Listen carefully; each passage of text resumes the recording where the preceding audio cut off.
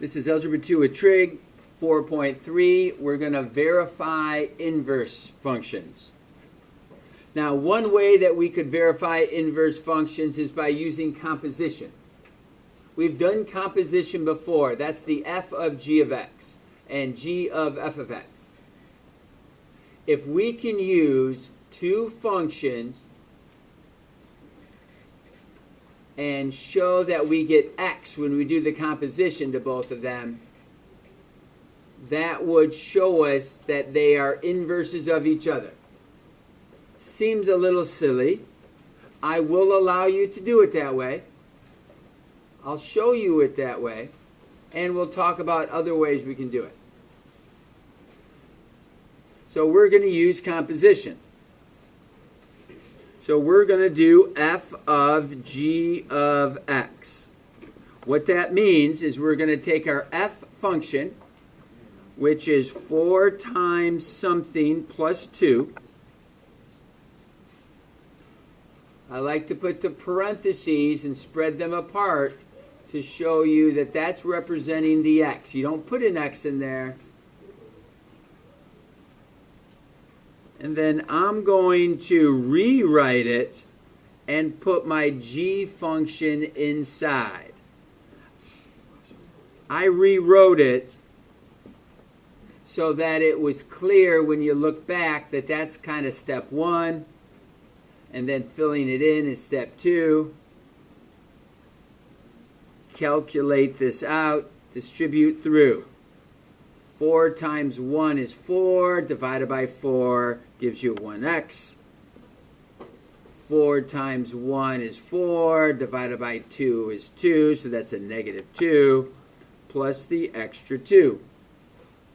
So notice what happens. F of g of x equals x. That's what it's supposed to equal. Up here, if they are inverses of each other, you should get x.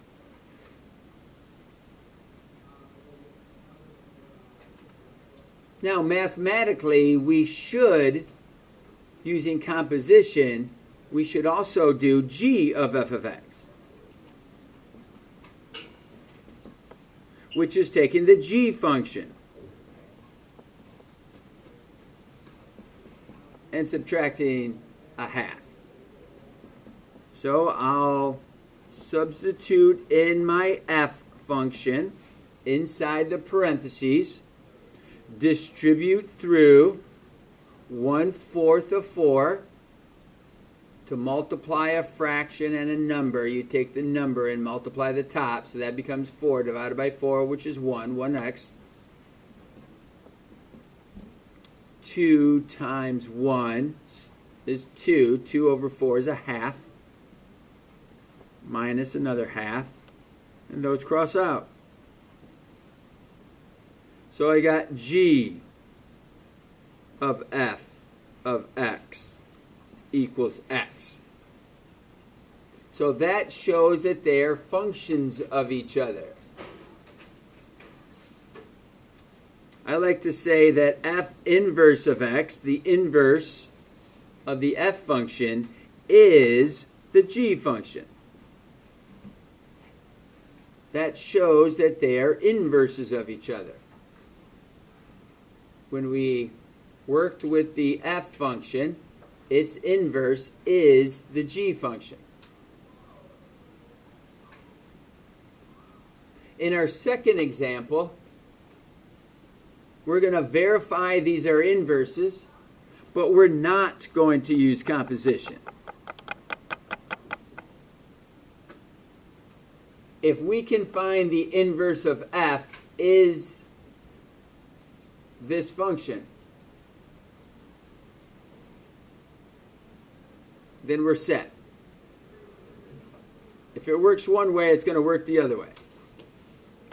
So I'm going to write with y equals 7x minus 4, just like we did in the past. Add the 4 across.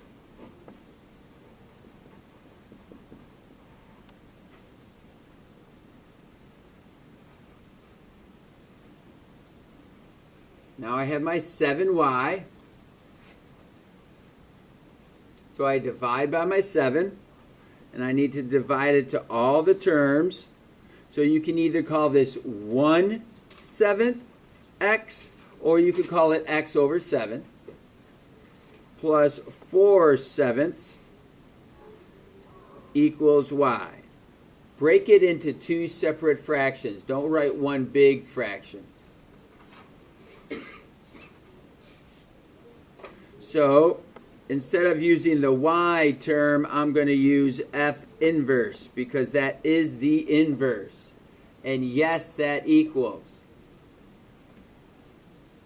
1/7 x plus 4/7.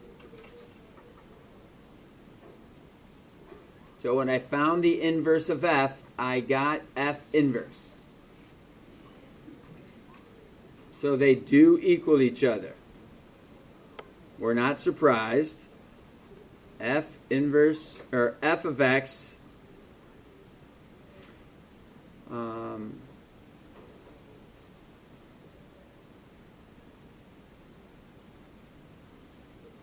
is the inverse of f inverse. They are inverses of each other. All right, here, I'll use composition on this one, and I'll just verify that these are inverses on that one. We'll try to show both methods.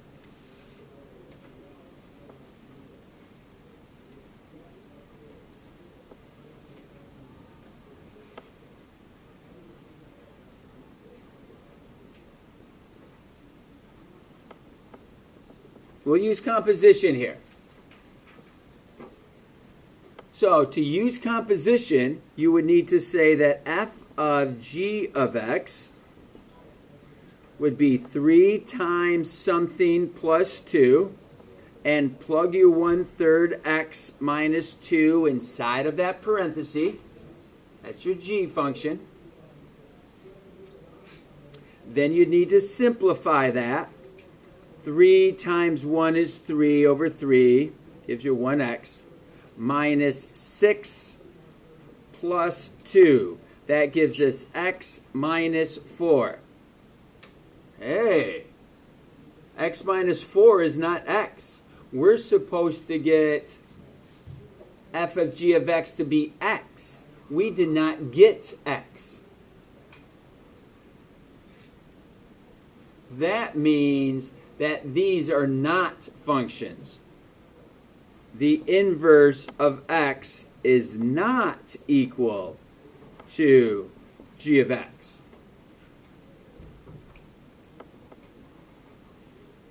These are not inverses. These are not inverses. We showed it with composition that we did not get just x. No need to show the other composition. This didn't make x. It's not one of them has to work. They both have to work. Over here,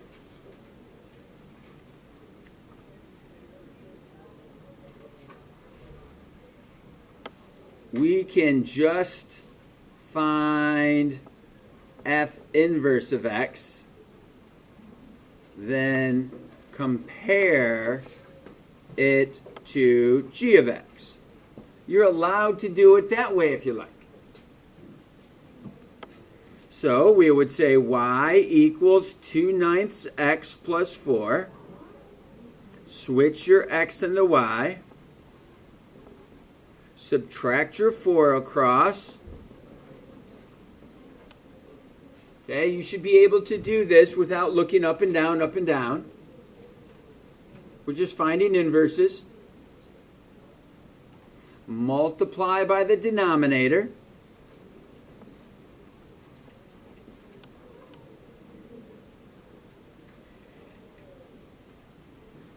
Then divide by 2.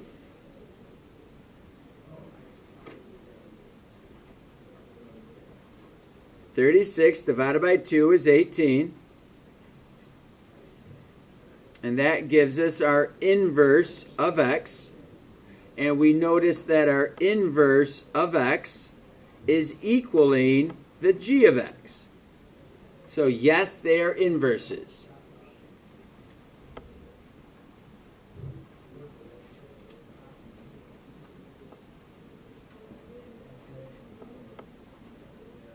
They are inverse functions.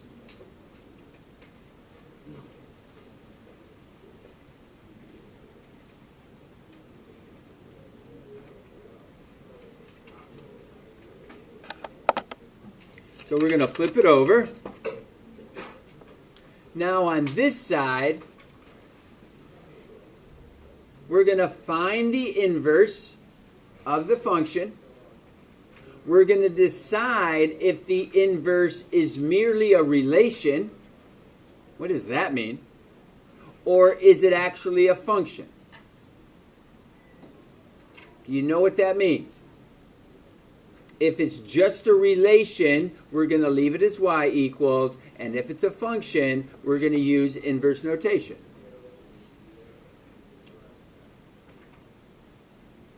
So first of all, find the inverse. Well, we'll do that.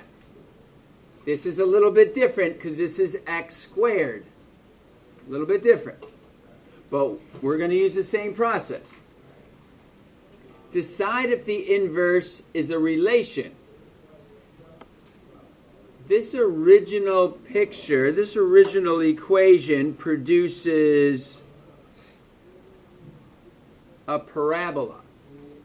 And if you have a parabola and reflect that over y equals x, what's going to happen for the inverse?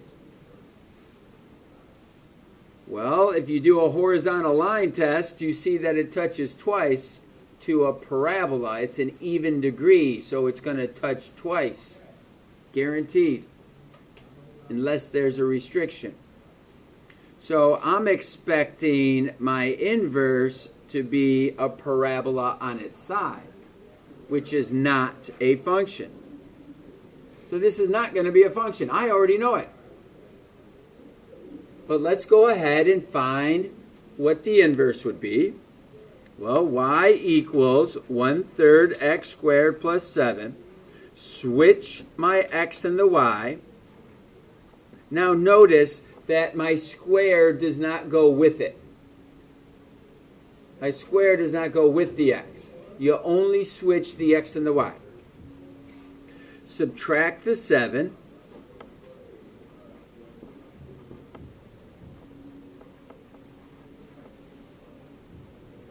Then we multiply by 3. So we get 3x minus 21 equals y squared. Now we've got y squared. What does that mean? What are we going to do here? How do I get it just to be y? We're going to take the square root of both sides. And when we take the square root of both sides, we should use plus or minus.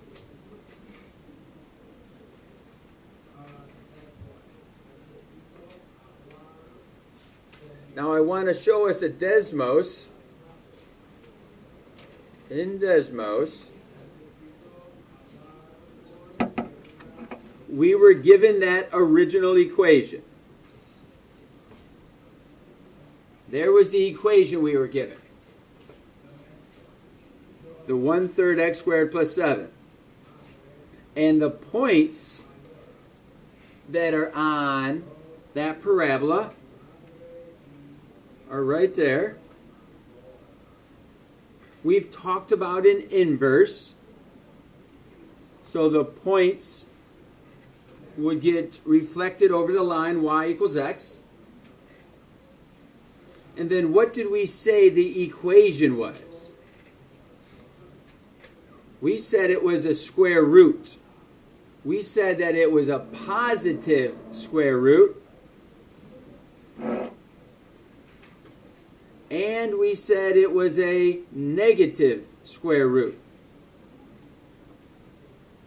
So that's what the plus or minus square root looks like. The positive square root would give you values on the positive y side, and the negative square root would give you values on the negative y side. So that's why to hit all the points we would need plus or minus.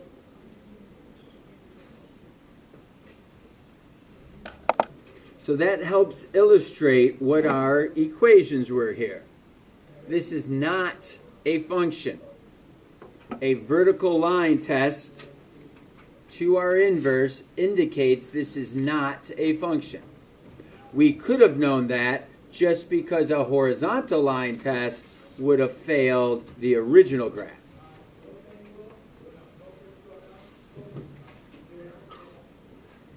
Okay, let's come on over here to the second one.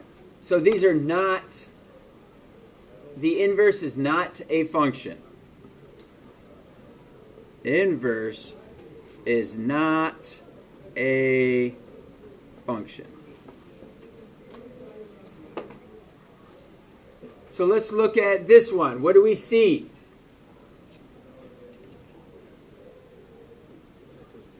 We have x cubed. X cubed, the 3 is an odd number. So you know what odd degrees give us.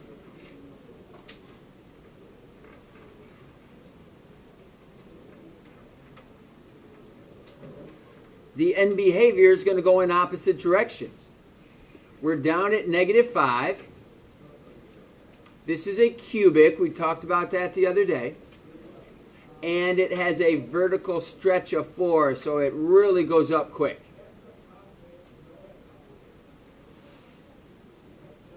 You should be able to visualize what this graph should look like. You should know that it's not a parabola. You should know it goes in opposite directions. You should know that it crosses below the x-axis at -5. The 4 is just making it go up even 4 times faster than 1x cubed. We're going to reflect this over the line y equals x. So we would expect this to look like that. But what is that equation? That's the question. What's the equation of our inverse? Well, we take y equals 4x cubed minus 5. We switch our x and the y. Add the 5.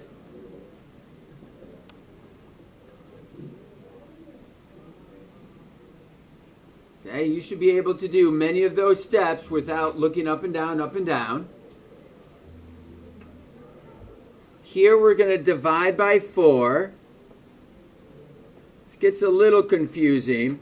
I would suggest in this situation, because we're talking about a cubic, this is not linear, this is cubic, I'm okay with you keeping the 4 underneath the entire numerator.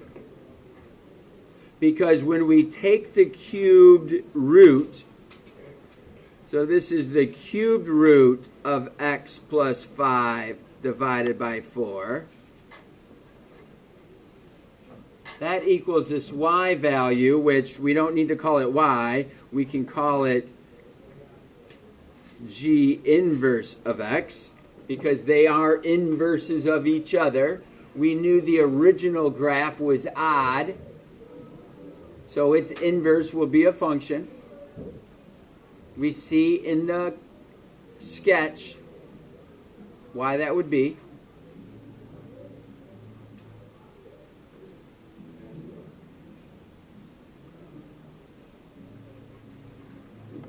These are inverses.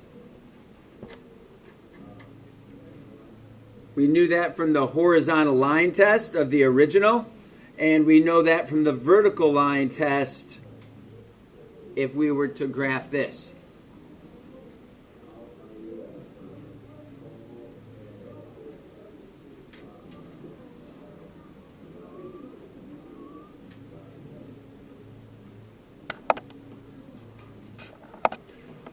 Looking at letter C.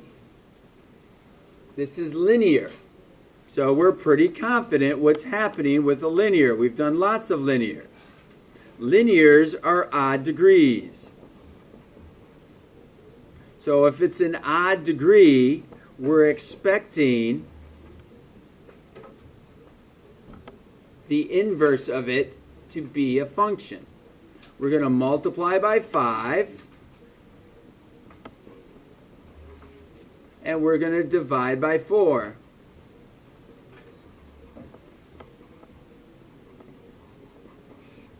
And we can use our function notation. These are inverses.